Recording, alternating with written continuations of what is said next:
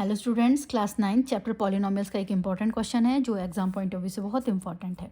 देखिए, show that x minus 1 is a factor of this polynomial. Cubic polynomial आपको given है। Cubic क्यों है? क्योंकि इसकी हाईएस्ट पावर 3 है। Hence factorise the given polynomial completely. आपको इस पूरी पॉलिनोमियल को फैक्टराइज करना है।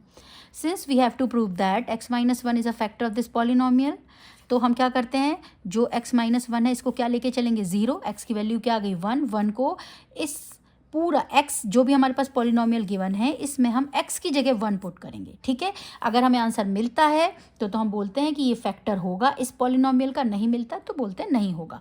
अब यहाँ पे हमें शो करना है तो हम क्या करेंगे, x इक्वल्स टू 1 हमने पुट किया, x की जगह सिर्फ x की जगह पुट करना है, बाकी जो नंबर्स हैं वो एज इट इज़ लिखेंगे।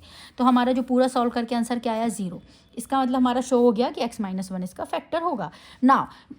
हमें क्या करना है? फैक्टराइज करना है इस पूरे पॉलिनोमियल को। फैक्टराइज करने के लिए क्या करेंगे, अब हम सोचते हैं कि लॉन्ग टर्म डिवीजन हम करेंगे।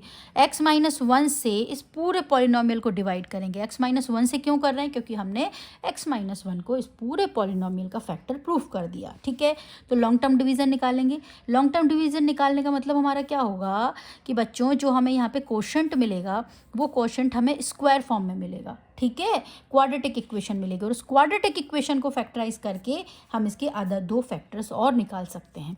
तो हमने क्या किया, long term division method apply करी। ओके, तो यहाँ पे हमने पॉलिनोमियल लिखा। अब एक्स क्यूब, इसको फर्स्ट हमारा जो नंबर है एक्स क्यूब, इसको किससे डिवाइड करना है? x माइनस 1 से। तो हमने क्या किया, एक्स क्यूब को पहले x से काट के देखा, मतलब डिवाइड करके देखा, तो क्या हो जाएगा? x पावर 3 माइनस 1, तो क्या आ जाएगा? x power 2। तो सबसे पहले क्या लिखा? x power 2। x पावर 2 से इन दोनों को मल्टीप्लाई किया तो क्या आ गया? ये नंबर आ गया, x cube minus 1x square. ठीक है, अब इसमें क्या हो गया, वो डिवीजन जैसा रूल, जैसे हम माइनस करते हैं डिवीजन में साइन चेंज हो जाते हैं, तो ये प्लस था माइनस हो गया, माइनस है प्लस हो गया।